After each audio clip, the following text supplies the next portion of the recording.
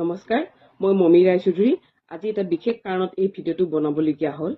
আচলতে আমাৰ চৰকাৰখনৰ হৈছে কি, যিটো সময়ত আমি দেখিবলৈ পাইছো যে মানুহে সাংঘাতিকভাৱে মূল্যবৃদ্ধিত জুৰুলা হৈ পৰিছে, অসমৰ অৰ্থনৈতিক অৱস্থা অতি বেয়া, ক্ৰয় ক্ষমতা মানুহৰ নোহোৱা হৈ গৈছে, স্মাৰ্ট মিটাৰে মানুহক জুলুকা জুলুকে পানী খুৱাইছে, দৰৱৰ পৰা শিশু খাদ্যলৈকে, ঘৰ নিৰ্মাণৰ সামগ্ৰীৰ পৰা পাকঘৰৰ বয়বস্তুলৈকে আকাশলংঘী মূল্যবৃদ্ধি হৈছে।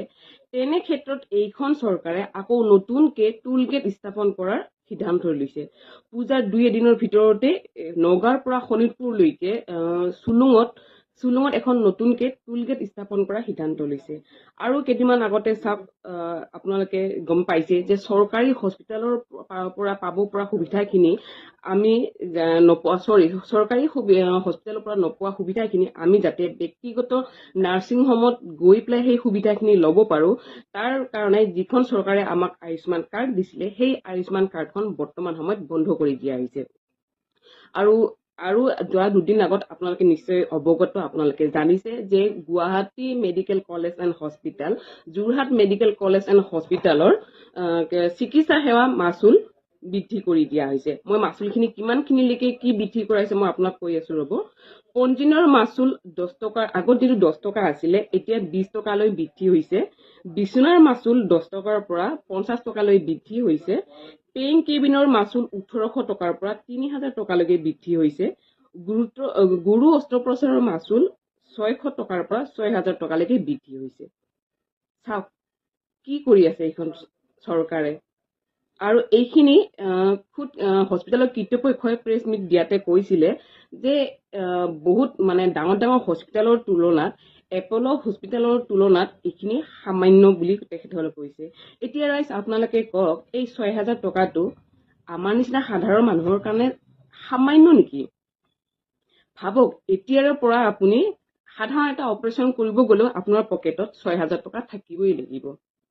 এতিয়া মই আমাৰ হিমন্ত বিশ্ব শৰ্মা ডাঙৰীয়াক মই সুধিব বিচাৰিছো, আপুনি যে আপোনালোকৰ চৰকাৰে বা আপুনি বৃদ্ধ পেঞ্চনৰ নামত যে 250 টকাকে দিয়ে, সেই 250 টকাৰ বিনিময়ত এই 6000 টকাটো সামান্য টকা নেকি? আপুনি যে 5 কেজি চাউল দিয়ে, আপুনি বা আপোনাৰ চৰকাৰে সেই 5 কেজি ফ্ৰী চাউল পোৱাৰ বিনিময়ত আমি যদি অপাৰেশ্যন কৰিব যাওঁ, সেই 6000 টকাটো সামান্য নেকি?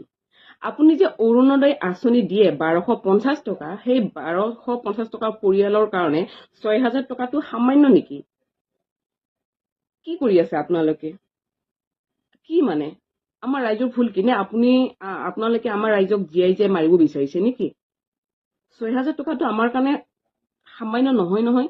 যিটো সময়ত আমি ৰাইজে ত্ৰাসী মধুসূদন দেখিছো মূল্য বৃদ্ধি, স্মাৰ্ট মিটাৰে আমাক ৰাইজক লুণ্ঠন কৰি আছে, তেনেকুৱা সময়তে এইবিলাক আকৌ এফালে দিয়ে। আপোনালোকে কি কৰিছে? আদানীক 9000 বিঘা মাটি আপোনালোকে কৰিব ওলাইছে, আদানীক দিবলৈ ওলাইছে। অলৰেডি বাবা ৰামদেৱকতো আপোনালোকে দিলেই। আপোনালোকে নিজৰ সম্পত্তি পাহাৰ গঢ়িছে, আপোনালোকৰ অঙহী বঙহী মন্ত্ৰীয়ে সেই প্ৰপাৰ্টি বনাইছে, কিন্তু সাধাৰণ ৰাইজে এই যে চৰকাৰী হস্পিটেলত যিখন যায়, সেই হস্পিটেলৰ পৰা পাবলগীয়া সুবিধাখিনিৰ পৰাও আপোনালোকে বঞ্চিত কৰিছে। ওলোটাই 6000 টকাটো আপোনালোকে এটা কৰি দিছে, এমাউণ্ট এটা বঢ়াই দিছে। এতিয়া কওক, আমি ৰাইজে ক'ত যাম? কি কৰিম? ক'ত যায় মৰিব ৰাইজে? কি কৰিব? কি কম আপোনালোকক? এনেকুৱা কিয় কৰি আছে বুজি পোৱা নাই।